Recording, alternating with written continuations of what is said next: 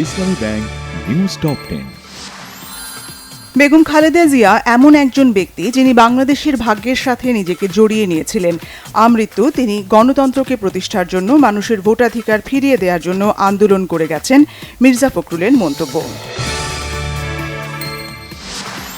বিএনপির স্থায়ী কমিটির সদস্য ও অর্থমন্ত্রী আমির খসরু মাহমুদ চৌধুরী বলেছেন, দল ক্ষমতায় এসেছে বলে নেতাকর্মীরা বেগম খালেদা জিয়ার নীতি ও আদর্শ থেকে যেন বিচ্যুত না হয়। প্রধানমন্ত্রী তারেক রহমান বলেছেন, তার সরকার এমন একটি কল্যাণমূলক রাষ্ট্র গড়ে তুলতে চায় যেখানে কেউ অর্থাভাবে চিকিৎসা সেবা থেকে বঞ্চিত হবে না। আগামীকাল কিশোরগঞ্জ যাচ্ছেন প্রধানমন্ত্রী তারেক রহমান। জাতীয় মৎস্য পক্ষ ফ্যামিলি কার্ড বিতরণ ও ইমাম মুয়াজ্জিনদের সম্মানী প্রদান উদ্বোধন সহ একাধিক কর্মসূচিতে যোগ দেবেন তিনি। অভিন্ন ইতিহাস, পারস্পরিক শ্রদ্ধা ও অংশীদারিত্বের সুদৃঢ় ভিত্তির উপর বাংলাদেশ ভারত সম্পর্ক ক্রমেই সমৃদ্ধ হচ্ছে বলেছেন ঢাকায় নিযুক্ত ভারতীয় হাইকমিশনার দীনেশ ত্রিবেদী।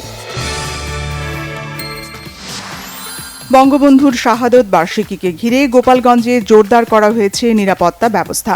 মোতায়েন করা হয়েছে 5 প্ল্যাটুন বিজিবি, বসানো হয়েছে চেকপোস্ট।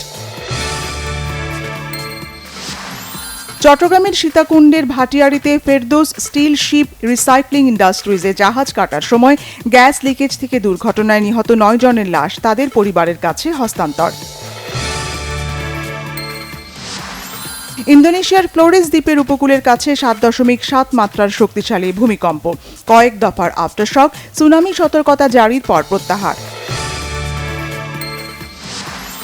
হরমুজ প্রণালীকে শিগগিরই যুক্তরাষ্ট্রের ভূখণ্ড ঘোষণা করার হুমকি দিয়েছেন মার্কিন প্রেসিডেন্ট ডোনাল্ড ট্রাম্প। শুক্রবার নিউ ইয়র্কের police academy centre for training and ইন্টেলিজেন্সে দেয়া বক্তব্যে ট্রাম্প এই হুমকি দেন। ডারউইন টেস্টে অস্ট্রেলিয়ার বিপক্ষে প্রথম ইনিংসে 228 রানের লিড নিয়েছে বাংলাদেশ। তৃতীয় দিনে 426 রানে অল আউট হয়েছে শান্তর দল।